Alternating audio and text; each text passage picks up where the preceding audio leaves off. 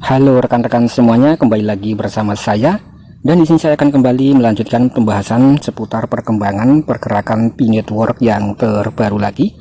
Nah, di sini ada berbagai macam informasi ya yang cukup menarik sekali berkaitan dengan pergerakan perkembangan P-Network step by step. Jadi silahkan disimak sampai akhir. Nah, di sini dalam layar rekan-rekan juga sudah terlihat tentang salah satu video yang cukup mantap sekali ya. Nah, di sini berbahasa Korea. Nah, di sini juga ada sosok seperti Dr. Nicholas, kemudian juga ada Invest konferensi.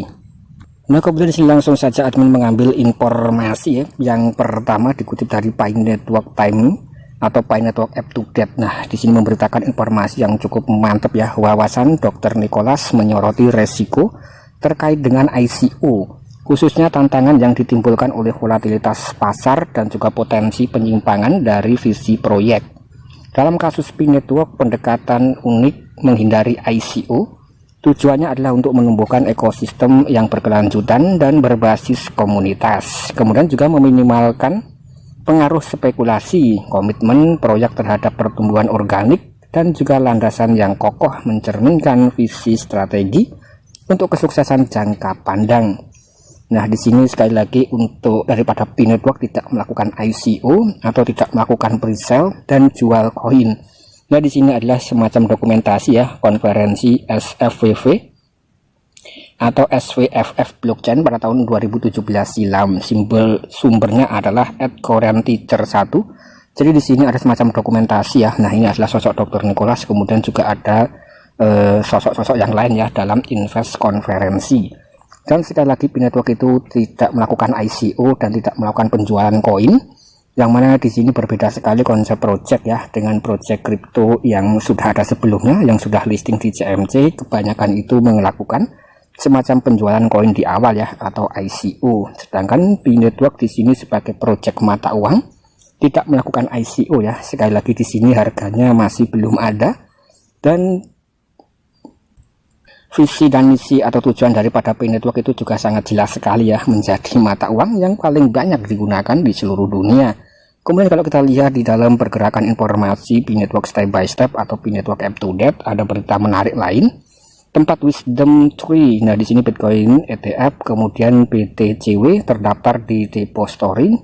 Kemudian di sini menandai tonggak penting bagi ruang kripto. Jadi di sini untuk daripada P-Network Up to Date ya, itu juga mengomentari dan juga melakukan pemberitaan berkaitan dengan cryptocurrency yang lain selain daripada P-Network saja, terutama yang berkaitan dengan SEC Amerika dan juga berkaitan dengan Bitcoin ya, karena di sini untuk Bitcoin adalah salah satu mata uang kripto yang memiliki harga paling tinggi dan akhir-akhir ini mengalami lonjakan yang sangat signifikan sekali.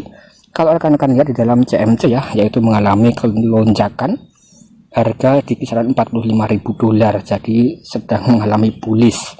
Baru-baru ini Franklin Templeton memberi token dana treasury Amerika di blockchain Stellar. Setelah ETF spot BTC disetujui, diharapkan lembaga investasi besar Amerika seperti Franklin Templeton dan juga BlackRock akan memberi token pada banyak aset di Stellar.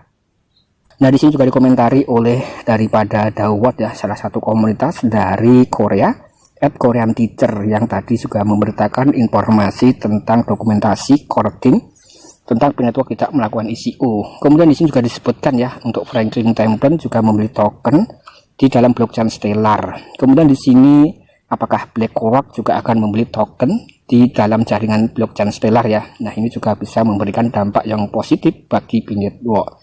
Karena di sini P-Network juga bergerak ya di dalam jaringan atau blockchain Stellar. Dan sekali lagi informasi demi informasi semacam ini bisa dikatakan memberikan informasi yang cukup positif dan bisa memberikan imunitas kepada para pionir semuanya. Dan jangan lupa rekan-rekan itu juga wajib ya untuk investasi leher ke atas, atau rekan-rekan itu wajib untuk ya belajar ya, kurang lebih seperti itu, untuk mengembangkan pengetahuan rekan-rekan masing-masing, terutama di sini dalam dunia cryptocurrency ya, sesuai dengan tema. Kemudian di sini pada masa depan yang menyenangkan untuk Pigeon Mall, Edwin CEO Pigeon Mall memberi bocoran tentang pembaharuan besar yang akan segera hadir. Inovasi Pigeon Mall terus mengesankan dan kita mendukung tentang masa depan Pigeon Mall. Nah, ini juga ada berita berikutnya datang daripada Pigeon Mall ya. Sekali lagi di sini Pigeon Mall juga akan mengumumkan berita besar mungkin dalam waktu dekat melalui CEO yaitu Edwin. Nah, sekali lagi di sini Pigeon Mall itu adalah marketplace resmi P-Network ya, pemenang hackathon yang pertama. Nah, di sini Giant Mall for Pi. Nah, kita nanti juga bisa untuk melakukan check and recheck untuk perkembangan berita seputar Pigeon Mall ya, big update Pigeon Mall. Nah, apakah benar Pigeon Mall nanti ke depan juga sudah support ya untuk kita bisa melakukan belanja atau barter dengan menggunakan P-Network Coin dengan realistis, tentu dengan harga yang murah, kurang lebih seperti itu. Kemudian di sini sebelum admin membahas tentang Pigeon Mall ya, di sini admin lanjutkan tentang daripada berita demi berita P-Network pada hari ini. Disebutkan di sini juga ada berita yang menarik lainnya, datang dari Tanzania. Nah, di sini dari Sikidia, Tanzania, perdagangan barter telah terjadi yang menunjukkan kekuatan pertukaran lokal dan juga hubungan masyarakat atau pioner. Berdagang barang secara langsung, pioner menerapkan cara tradisional namun efektif dalam memenuhi kebutuhan mereka. Ini adalah contoh yang bagus ya tentang beragam cara para pionir bisa terlibat dalam bidang ekonomi atau kegiatan ekonomi. Nah, sekali lagi di sini P-Network itu juga memberikan dampak yang signifikan berkaitan dengan ekonomi, terutama di sini ketika banyak sekali ya bisnis-bisnis yang sudah terintegrasi dengan blockchain P atau bisa menerima pembayaran dengan P-Network Coin.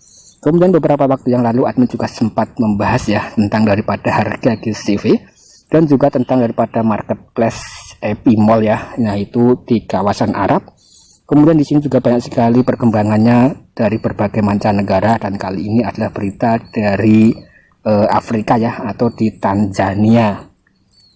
Nah, kemudian di sini kita mencoba ke informasi berikutnya ya. Di sini admin langsung rangkumkan saja berita-berita yang menarik seputar P-Network.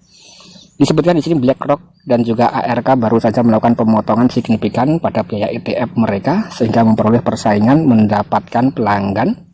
ARK memangkas 0,8% menjadi 0,25%, sementara BlackRock menawarkan 0,2% ya untuk 12 bulan pertama. Kemudian di sini atau AUM 5 miliar pertama, persaingan di arena ETF semakin memanas. Jadi di sini memang berita demi berita semacam ini bisa dikatakan ya berkaitan dengan project P-Network ya, karena di sini P-Network itu juga digadang-gadang akan memiliki value nilai yang sangat tinggi, terutama di sini yang berkaitan dengan investor besar ya atau perusahaan besar seperti BlackRock dan lain sebagainya. Nah, ini cukup mantap sekali ya, dan intinya di sini hanya sebagai bentuk informasi berita, rekan-rekan nanti tinggal dianalisis saja. Kemudian di sini sekali lagi rekan-rekan harus melakukan selalu klik petir ya, jangan sampai telat, karena di sini untuk informasi open mainnet juga sudah dijelaskan oleh pihak core team, dan core team juga berkomitmen untuk meluncurkan open mainnet kurang lebih seperti itu pada 2024 ketika semuanya itu sudah terpenuhi untuk syarat dan juga kriteria. Kemudian untuk informasi daripada Pigeon Mall mungkin akan kita bahas dalam konten yang terpisah, karena di sini mungkin cukup mantap dan menarik ya untuk perkembangan daripada Pigeon Mall, salah satu marketplace terbesar ya yang dimiliki atau di dalam ekosistem jaringan P atau P-Network. Nah, saya rasa sekian dulu konten dari saya sebagai bentuk informasi dan juga info updating ya, bahwa P-Network itu banyak sekali informasi demi informasi dan juga berita setiap hari, setiap menit, setiap detik ya. Kalau rekan-rekan itu jeli dan kalau rekan-rekan itu mau mengambil informasi ya, terutama dalam saluran Twitter, dan Twitter itu salurannya lebih cepat sekali dibanding dengan media-media yang lain. Kurang lebih seperti itu. Sekian dan terima kasih.